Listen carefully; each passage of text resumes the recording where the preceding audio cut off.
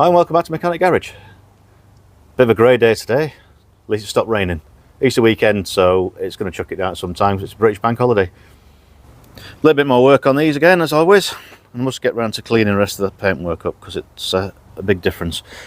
I've just been underneath and put the plates back on the under trays, basically, as they would be on a modern car. So this one's all back up and running. Just need to bleed the back brakes, change the front tyres, service the front brakes, and clean up the polish, finish the polishing. This one is basically start cleaning things up and putting stuff back together. I was wondering over here.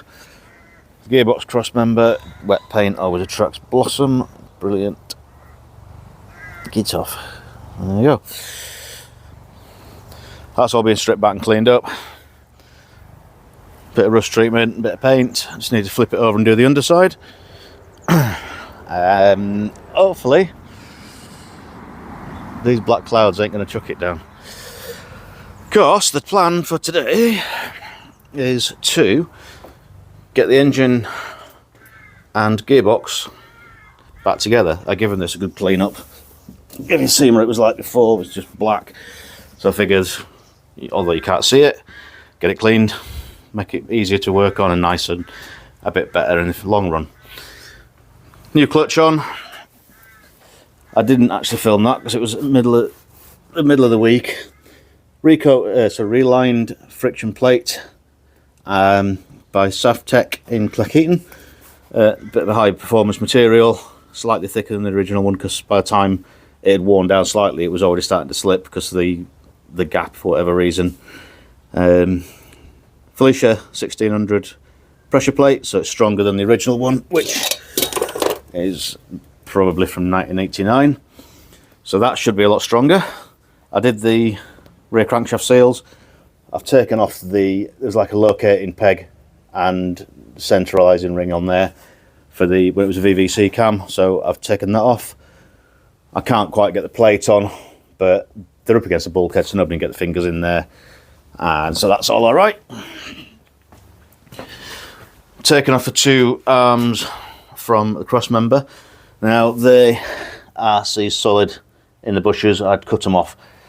Wasn't ideal, however I needed to separate it because the arms need some either repair work or replacement because they're a little bit on the thin side around the spring seats, and I think this one's a little bit worse. Yeah, this one's either needs the entire section replacing or more than likely the whole arm's replacing. Just at the moment trying to find some.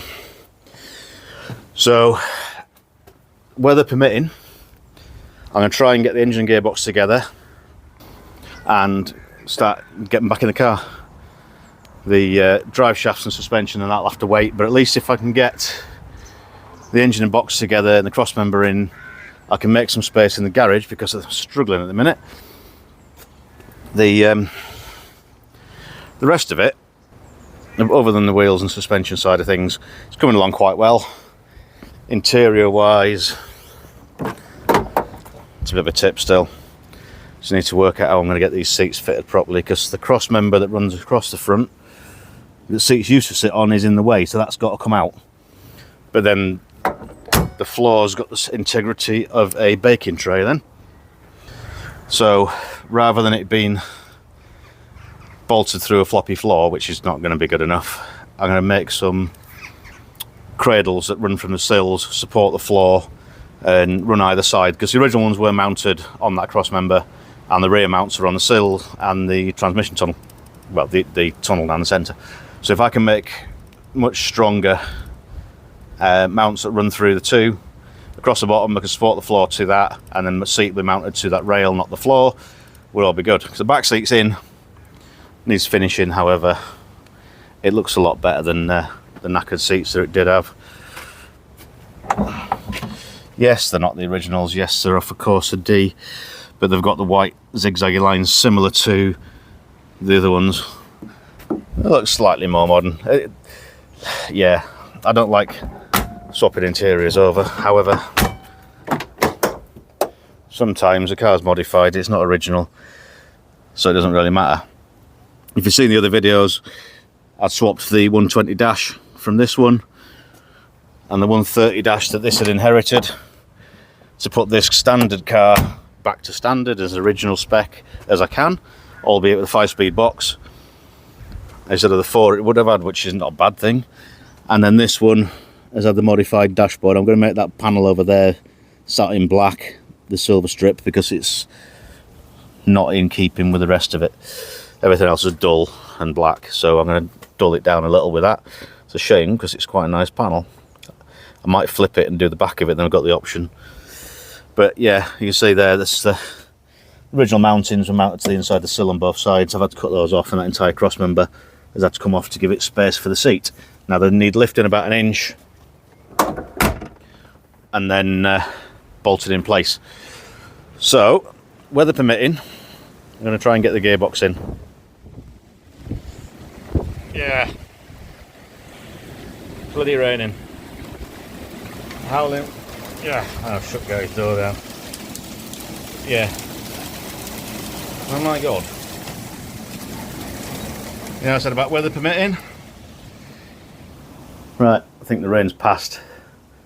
It's starting to look like it's going to come back, so I'm working in the garage at the minute. When you're sticking the clutch back in, it's handy to have a clutch alignment tool. I didn't have one, so you basically look through here, I showed you in one of the videos, get that circle there, and the one behind it all lined up. Then I realised I had a dismantled gearbox. So I've got an input shaft from another gearbox, which is exactly the same, if not better. Well, it's exactly the same as the one in the real gearbox now, and it's better than a clutch alignment tool. So basically, it goes through the plate into the spigot bearing.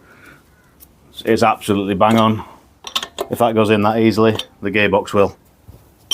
Famous last words. So what I'm going to do, I've got this lot on. I decided to use these bolts that I said I wasn't going to use, just because I can't find any in the shed that are the same. I found one with a 17mm head, one with a 15mm head. No, not happening. So I'm going to put them back in, and if ever I take it out again, I'll suffer. But I do now know not to do them quite as tight as they were, because I'd properly swung on them. Now all these bolts that hold this adapter plate on, tiny little bit of play in it, just to allow it to centralise when the gearbox is on. Once it's in and in place, I can nip these up. So in theory, as long as this doesn't fall off my wooden blocks, which it probably will, that should slide on over that stud, and then we're in. So let's see how it goes. And I'll try not to kill myself or drop it. It's not actually that heavy, which is a good thing.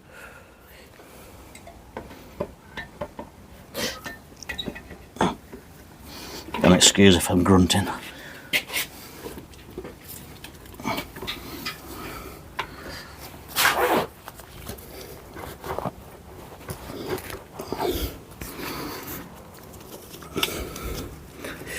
Are you lined up?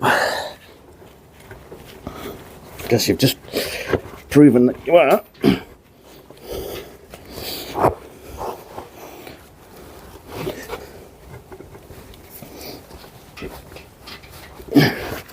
Come on.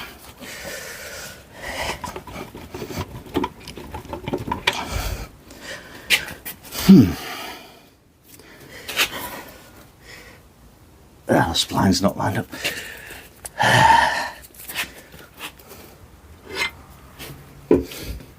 Spline's not quite lined up, so they'll catch each other.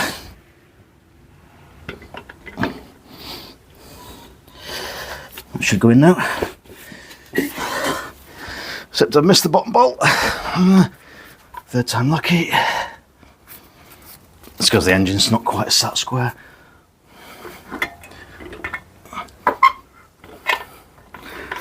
Right, this time. A few moments later.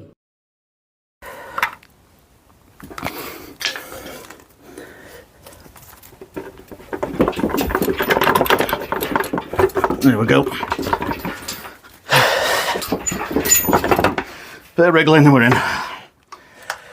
Let's get a bolt in. Hold the top end in place.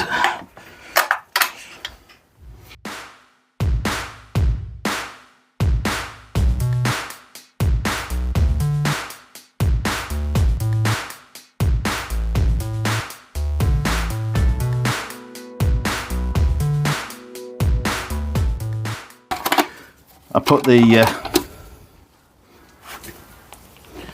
don't fall over. No, we don't want to be doing that. I'll put you now. There we go.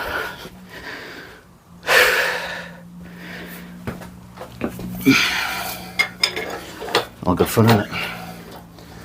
Alright. It's not ideal because it falls and lands on this. That pretty much destroys the gearbox. Anyway, as I was saying, thicker clutch plate because it was slipping.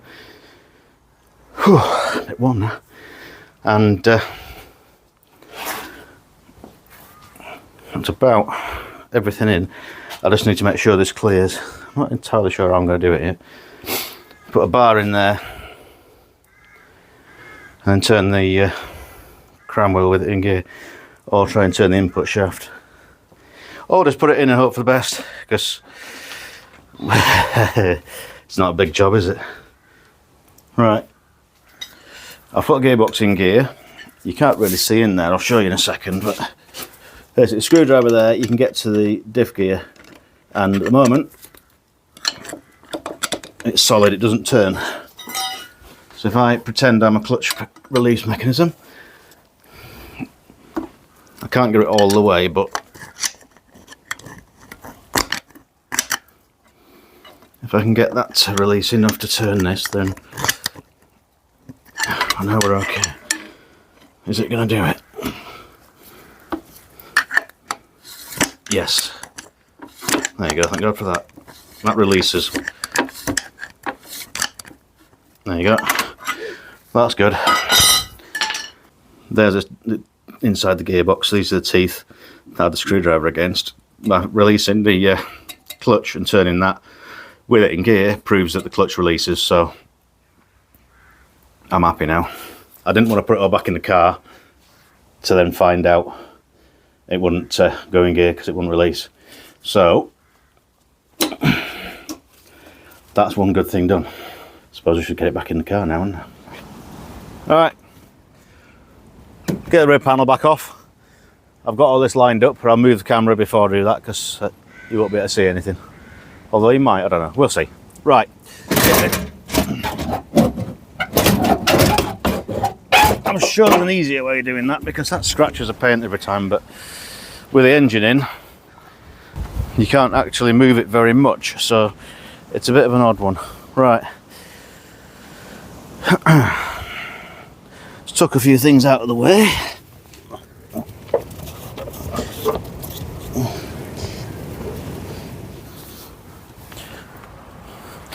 Right, I've got the gearbox cross member on a block of wood, so that should in theory go underneath with the crane.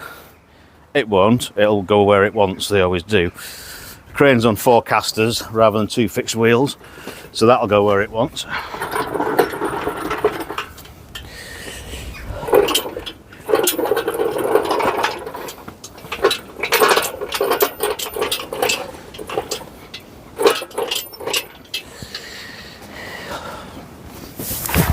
So I just decided to spin round.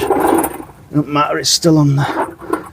It's still on there, so if you want to sit like that, you can sit like that. Just roll them in one.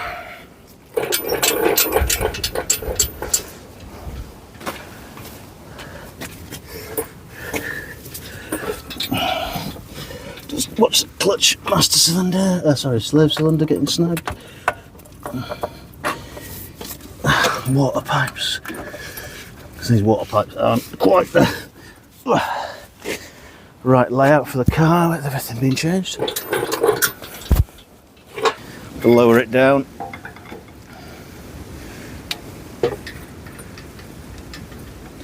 I'll give it a bit more clearance at the top.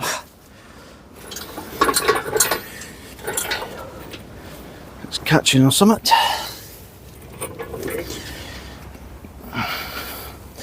What have you caught hold of? It's always the good fun bit. Maybe.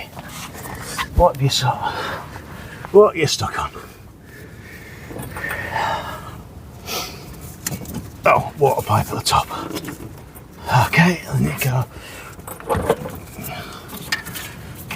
in a bit further.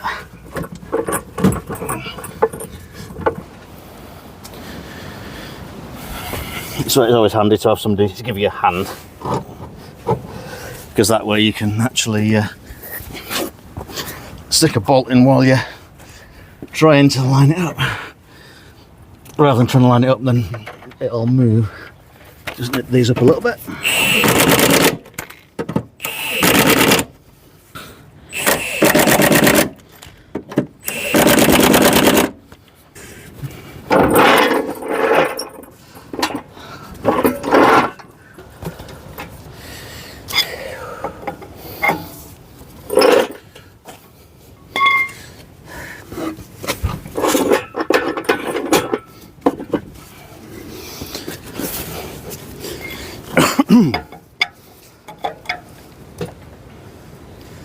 It's the only problem, you don't have enough room and you end up catching the bodywork.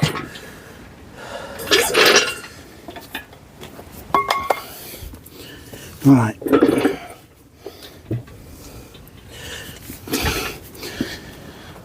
Just unhook it for a minute.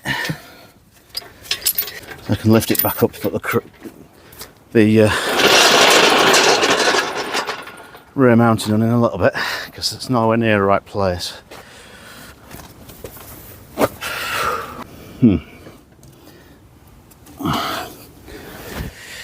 Let's have a look underneath.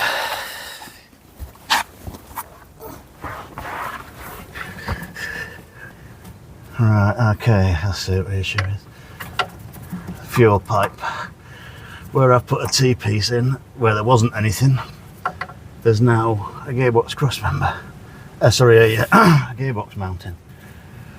Right, that pipe can't go there anymore.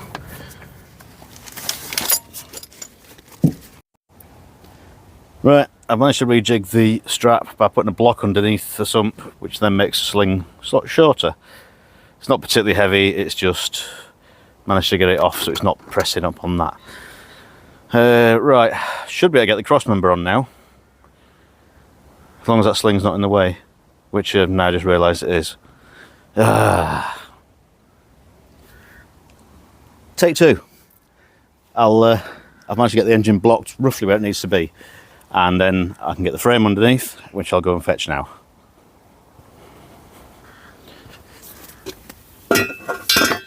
There's a rear crossmember. Find the bolts for it.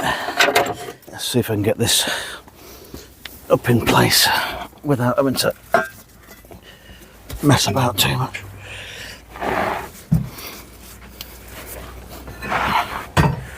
I'll get the back ones on the up there, because that plate pushes through. The engine mounts want to go in.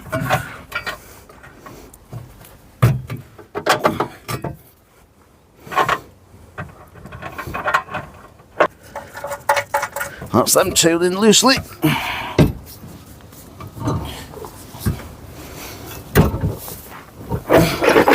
Nothing's ever easy, for God's sake. I can line that up on the engine mount.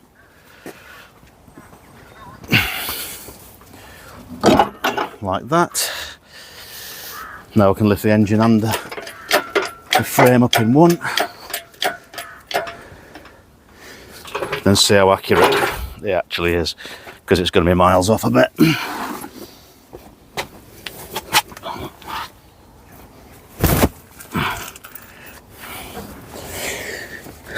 Not too bad, but enough that I can't get a bolt in. Line up.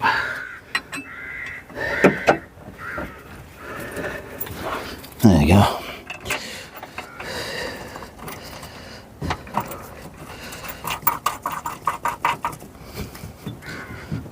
Right, good. Okay.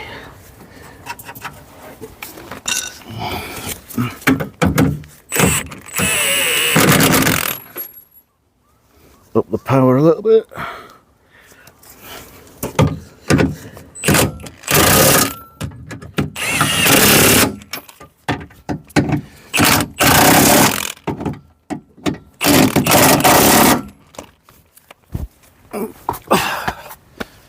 Right.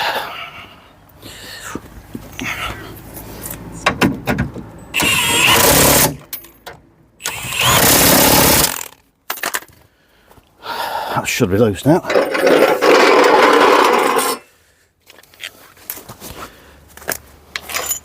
So what happens when you swap things around on a car that's been modified to change it to something it never was? Things are in the way, but it's all right. It'll be worth it in the end. Yeah, right. That'll do for today. Got quite a bit of work done, and dropped it, and various other things. Trying to get the car and me in. There you go. Car and me in at one go. My arm's not long enough. But no, that's quite a bit of work done. I've got a bit more space back in the garage now, so I can put the engine crane away and start having a tidy up. But it looks a bit better now it's in there. So thanks for watching. I'll hopefully get a bit more done over the weekend. So this will be the first one to go out. What are we on now? Friday. Yeah, Friday night. I'll put one out tonight. Then I've got another 3 days for the next one. Probably be another Sunday night, because that seems to be a good point for catching people online. So thanks very much for watching. Like, subscribe, usual stuff if you haven't already. And any comments below, things like, you idiot, you dropped the engine on your head nearly. And I'll catch you in the next video. Cheers.